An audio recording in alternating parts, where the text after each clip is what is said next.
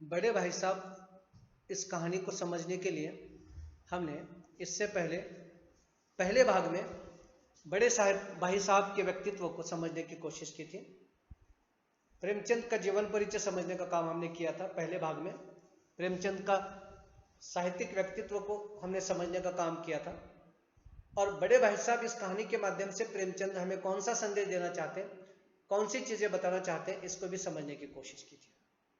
हम वहां तक आए थे कि दोनों भाइयों ने एक साथ पढ़ना शुरू किया था। एक साथ पढ़ने का मतलब है जैसे कि हम पहले 6 साल का बच्चा अगर होता है तो उसको स्कूल में पढ़ने के लिए डालते थे। तो वही बात मान लीजिए, बड़ा भाई 6 साल की उम्र में पढ़ने के लिए गया होगा तो छोटा भाई भी उसी उम्र में गया है। दोनों में अंतर नहीं किया गया कि बड़े भाई को बहुत पहले डाला गया था, छोटे भाई को बाद बहुत जल्दी डाला गया, ऐसा कुछ नहीं था। समान उम्र में दोनों को पढ़ने के लिए डाला गया था। दोनों को हॉस्टल में रखा गया था, पढ़ाई दोनों पूरी कर रहे थे अपनी।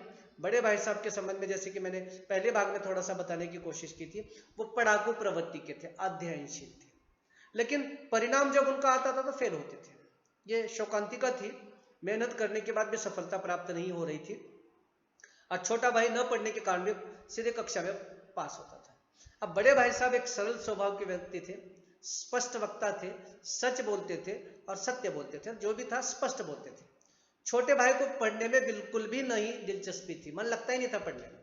उनको पढ़ना मतलब एक पहाड़ के जैसा लगता था, उसमें भी एक आध घंटा अगर किताब लेकर वो बैठते हैं तो उनके लिए मान लो कि ये पहाड़ के जैसा है, इतना बड़ा काम वो करने की कोशिश कर रहे हैं ऐसा उनको लगता था। लेकिन जैसे ही मौका मिला, एक आध घंटा बड़े भाई साहब के डर के कारण या बड़े भाई साहब के समझाने के कारण बड़े भाई साहब उनकी तरफ ध्यान देते हैं, इसलिए हो सकता है कि वे 1 घंटा किताब हाथ में लेकर बैठते थे। उसके बाद वहां से वो निकलकर चलते थे, हॉस्टल से बाहर निकल गए, छात्रावास से बाहर निकल गए कि मैदान में खेलने का उनका मन होता था, खेलने का काम मैदान में शुरू। अब बड़े भाई साहब अपने छोटे भाई साहब को बार बार उपदेश देते हुए कहने की कोशिश करते थे कि इस प्रकार से अगर अंग्रेजी, मतलब तब 5वीं क्लास में अंग्रेजी शुरू होती थी। आप में से बहुत से लोगों को ये पता नहीं होगा, लेकिन जो आपके माता पिता है उनको पूछिए कि विलासराव देशमुख पहली बार जब मुख्यमंत्री बने थे तब उन्होंने 5वीं कक्षा के बजाय पहली कक्षा से अंग्रेजी को कंपलसरी कर दिया था, अनिवार्य कर दिया था। उसके पहले 5वीं क्लास में अंग्रेजी पढ़ने के लिए मिलती थी। मैं जब पढ़ने के लिए था तो मुझे 5वीं क्लास में ABCD पढ़ने के लिए था। अब नर्सरी का बच्चा ABCD पूरी पढ़ता है। तो बड़े भाई साहब छोटे भाई को यह समझाने की कोशिश करेंगे कि इस तरह से अगर अंग्रेजी पढ़ोगे, मतलब 1 घंटा पढ़ाई करोगे और बाहर खेलने जाओगे तो जिंदगी भर के लिए पढ़ते ही रहोगे, मतलब कोई पढ़ाई आपको प्राप्त नहीं होने वाली है, कोई ज्ञान आपको अंग्रेजी का प्राप्त नहीं होने वाला है। ये बड़े भाई साहब छोटे भाई को समझा रहे हैं। फिर एक बार मैं आपको बता दूं, ये कहानी 1936 के पहले सामाजिक परिस्थिति पर लेकर, वहां भाई भाइयों के संबंधों को लेकर एक आदर्श को जो तिलांजलि दी जा रही है उसको जिंदा करने के लिए प्रेमचंद ने यह कहानी लिखी थी। लेकिन आज 100%, 100% आज लागू होती है कि जिंदगी भर पढ़ने की कोशिश करोगे, अगर इस तरह से पढ़ाई करोगे, जो मेहनत नहीं करता उसको सफलता नहीं मिलती और जो मेहनत करता है उसको सफलता मिलती है। और बड़े भाई साहब ये कहना चाहते हैं कि अंग्रेजी पढ़ना कोई हंसी मजाक का खेल नहीं है, रात दिन आंखें फोड़नी पड़ती हैं, ये विद्या तब आती है। अंग्रेजी सिर्फ पढ़ने से अंग्रेजी समझ में नहीं आएगी, और ये बड़े बड़े विद्वानों को सहज रूप से अंग्रेजी समझ में नहीं आती। रात दिन आपको आंखें फोड़ने पड़ेगा, मेहनत करना पड़ेगा, तब जाकर कहीं अंग्रेजी समझ में आ सकती है। ये बड़े भाई साहब छोटे भाई को समझाने की कोशिश कर रहे हैं। बड़े भाई साहब, अब अगली बात हम देख रहे हैं कि बड़े भाई साहब अपने छोटे भाई के प्रति जो कर्तव्य है उनको अच्छे तरह से समझते थे, उनको एहसास था अपने कर्तव्यों का। यह सबसे बड़ी बात हमारे लिए है कि हमें अपने कर्तव्यों का एहसास होना चाहिए। वो समझते थे और वे उसे सही राह पर चलाकर एक अच्छा इंसान बना चाहते थे। बड़े भाई की यही कोशिश थी कि पहले हमारे पास संयुक्त परिवार थे। संयुक्त परिवारों में हम देखते हैं पिताजी अगर माताजी बच्चे की तरफ ध्यान नहीं देते हैं तो दादा दादी, चाचा, बुआ, ये सब ध्यान देकर उस बच्चे को सही रास्ते पर लाने की कोशिश करते थे, अच्छा इंसान बनाने की कोशिश करते हैं। इसका मतलब आज अच्छे इंसान नहीं बनते, ऐसा नहीं है, आज भी अच्छे इंसान बनते हैं, मगर आदर्श कहीं ना कहीं थोड़ा सा खोते जा रहे हैं। ये प्रेमचंद का दुख है। वे नहीं चाहते थे कि उनका दादा की कमाई व्यर्थ चली जाए। उनके दादा मतलब पिताजी। बड़े भाई साहब बिल्कुल नहीं चाहते थे कि उनके पिताजी अपने से दूर कर शहर में बच्चों को पढ़ाने के लिए रखे हैं, और यहाँ बच्चे अगर दूसरे खेल कूद में समय व्यतीत करने की कोशिश कर रहे हैं, सफलता हाथ में नहीं लग रही है, तो ये हमारे पिताजी की कमाई, दादा की कमाई बर्बाद नहीं करना चाहते थे, व्यर्थ में वह गंवाना नहीं चाहते थे। और इसी कारण उन्होंने छोटे भाई को मैदान में जाकर बहुत देर तक खेलना पसंद नहीं आता था। छोटा भाई जो जाता है खेलने के लिए, ये बड़े भाई को बिल्कुल नहीं अच्छा लगता था, क्योंकि मेरे पिताजी इतना पैसा बर्बाद कर रहे हैं दोनों के लिए, जिसको दादा कहा है उन्होंने कि इतनी ईमानदारी की कमाई, गाड़ी कमाई अर्थात ईमानदारी की मेहनत की कमाई है, उस कमाई को व्यर्थ बर्बाद नहीं करना चाहते थे। ये बड़े भाई की सोच थी, इसलिए छोटे भाई के ऊपर ध्यान रखते थे। छोटा भाई मैदान में जाकर गलत गलत खेल खेलकर अपना समय बर्बाद न करिए, वो चाहते थे। और छोटे भाई साहब को अनुशासन में रखने के लिए कभी कभी खरी खोटी सुनाने की कोशिश करते थे।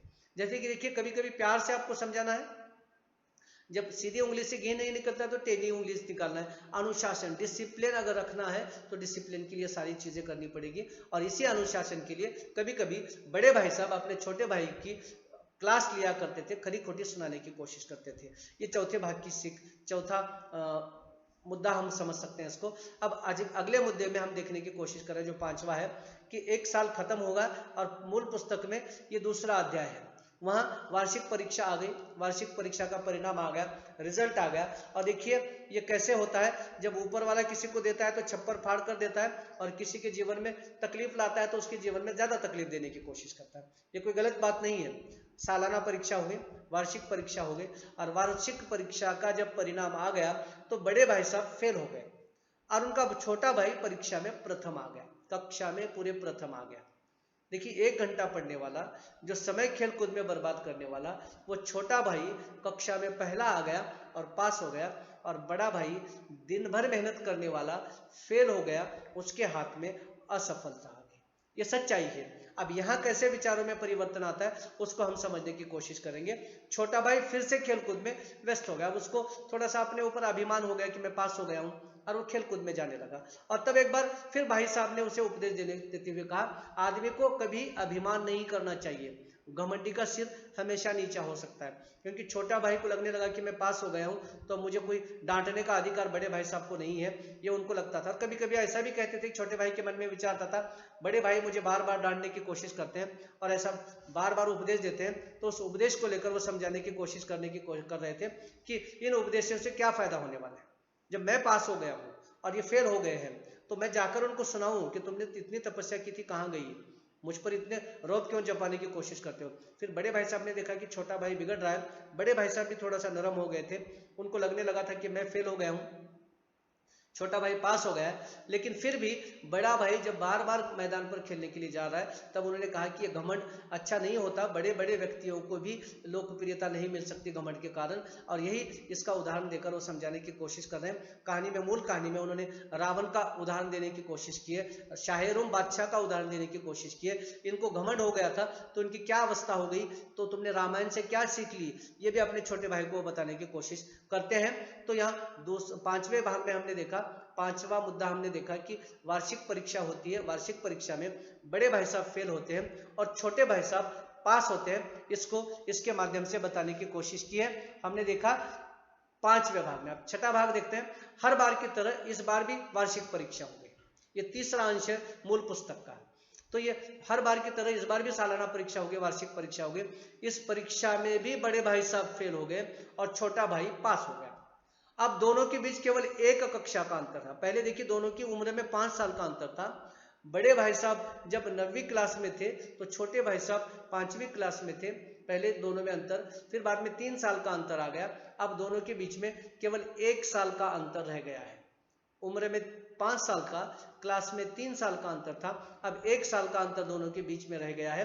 अब मान लीजिए कि बड़े भाई साहब 9वीं कक्षा में हैं और छोटे भाई साहब 8वीं कक्षा में हैं, और परीक्षा में बार बार फेल हो जाने के कारण बड़े भाई साहब स्वभाव के कारण, साहब के स्वभाव में कुछ परिवर्तन आ गया।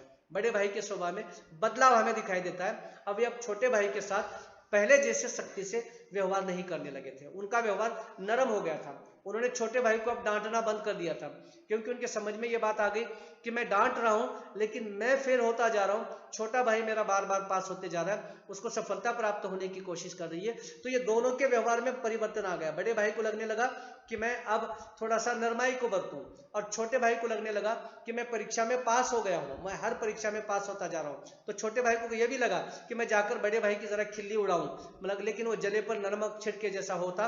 बड़े भाई साहब रो रहे थे और छोटे भाई साहब ऐसा नहीं करना चाहते थे, और ये आदर्शवाद भी यहाँ प्रेमचंद बताना चाहते हैं। तो इस प्रकार से इस छठे भाग में हमने देखने की कोशिश की है, तो बड़े भाई साहब के और छोटे भाई साहब के मन में अंतर आया।